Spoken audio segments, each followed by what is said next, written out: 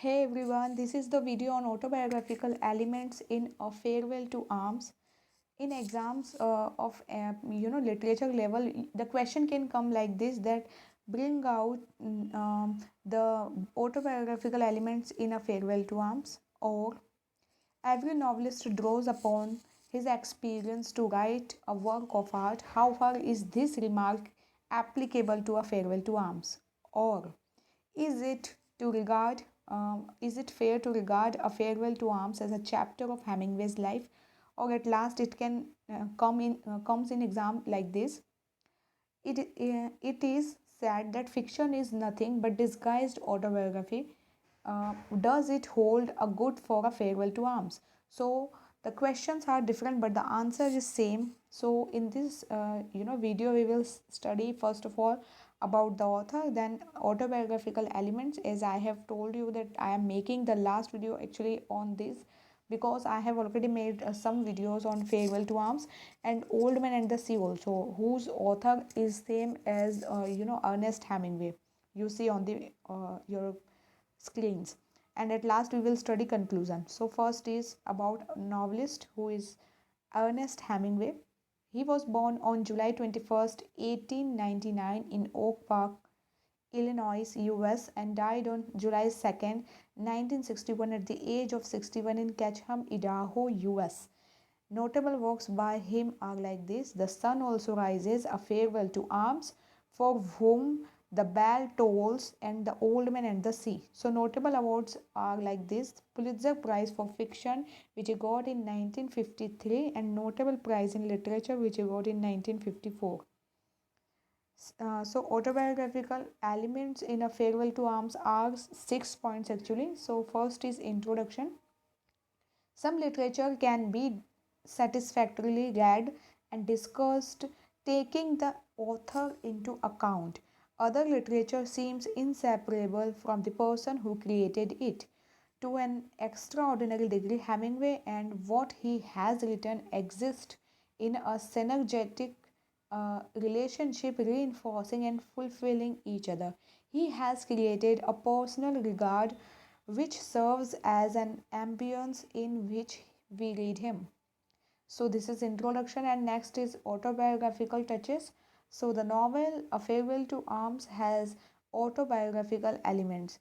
The love affair between Frederick and Barclay, the hero's injury in the battlefield, his despair and frustration, the hero's separate peace with a life are some of the characteristics of Hemingway's life. As I have already told you in previous slides also, that he committed suicide many times in his childhood, as his father did. So this is also connected with Frederick Henry in the novel. And second thing, we see many times frustration and leaving the home always. You can see like you can say like this, that sometimes Hemingway also used to did the same things in his childhood, that he used to live all his duties of life. And in the same way, Frederick, we see Frederick also in the novel. So this is actually a autobiographical element in Farewell to Arms. Now I'm reading again the line. Hemingway himself had received the injury caused by the mortar shell at Fossalta, and he was admitted into the Milan of hospital for recuperation in the late summer and autumn of 1918. He fell in love with a nurse in Milan hospital. Carlos Barker has thrown light on this fact. In A Farewell to Arms, Hemingway was dealing imaginatively with his own first adult love affair, which he had taken place in Milan at the base hospital during his recuperation. There in the late summer and autumn of 1918. Actually, Harold Locks alludes to it in The Way It Was, New York, 1959, stating ironically that the girl was English. She was, in fact, Agnes von Kiyosaki, an American of Polish ancestry working as Red Cross, nurse. It was she who voluntarily ended in the association by letter after Hemingway's return to the United States early in 1919. So this is actually you can say there are similarities between the hero, narrator and creator. So both of them are American first of all, then both drive ambulances, both are wounded in the war, and when the bomb fell, there was a flash as when a furnace door is swung open and door that started white and when red.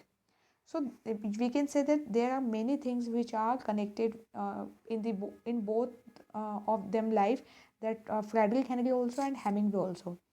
Next, love affair of Hemingway. Hemingway's second experience was a love affair with an American Red Cross nurse in Milan. Her name was Agnes von Kiyosaki, as I have told you. She was experienced, young, beautiful, and energetic. Hemingway fell in love with her in the hospital. It was his first adult love affair.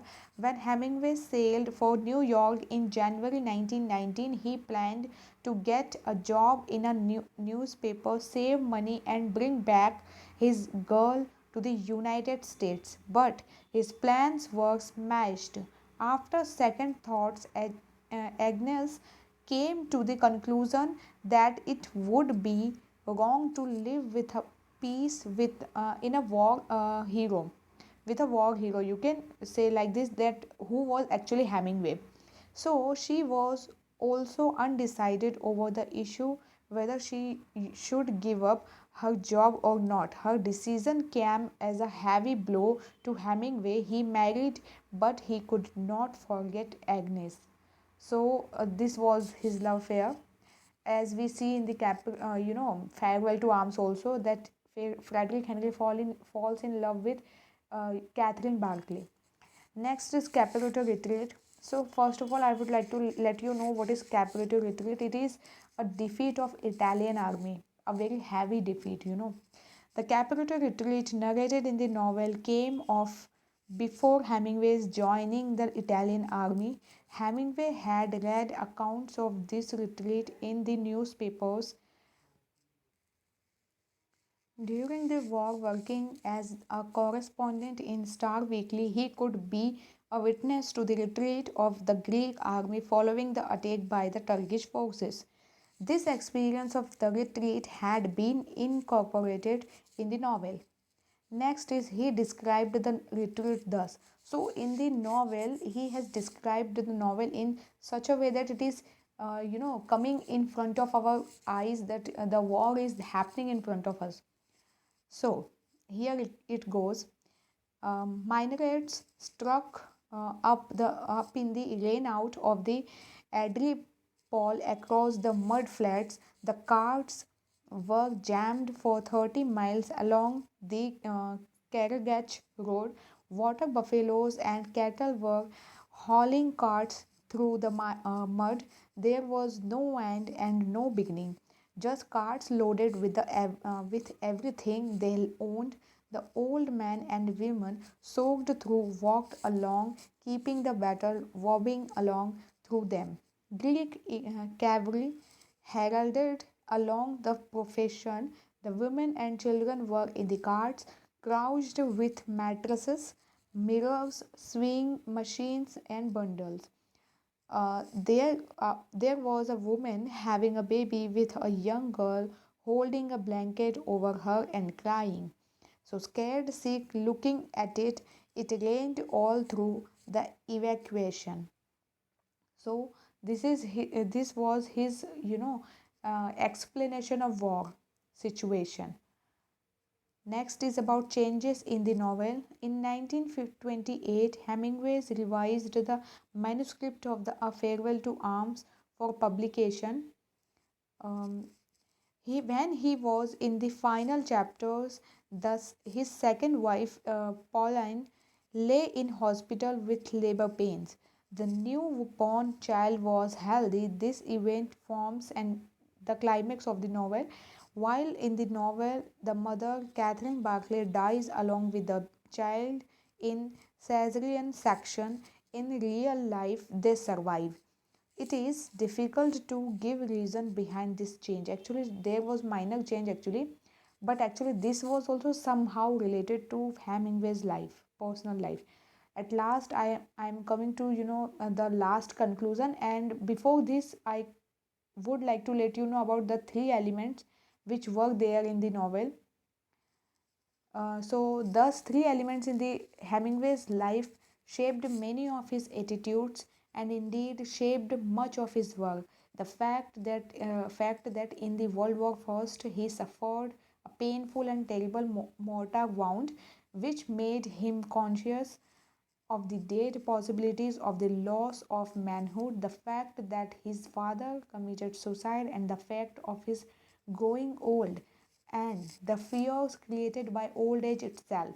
Similar to Frederick Henry in A Farewell, Jack Barnes in The Sun also rises, and Santiago in The Old Man and the Sea. Hemingway was afflicted with the fear of letting go and fear of thinking.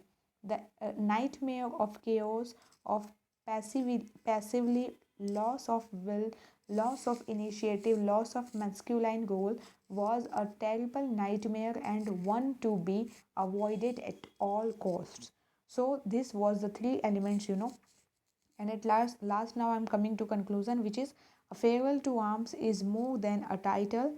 The scornful calamity, the dreadful spectrum of the dead bodies, mental agony, and physical imperative are the outcome of courage, glory, and honor.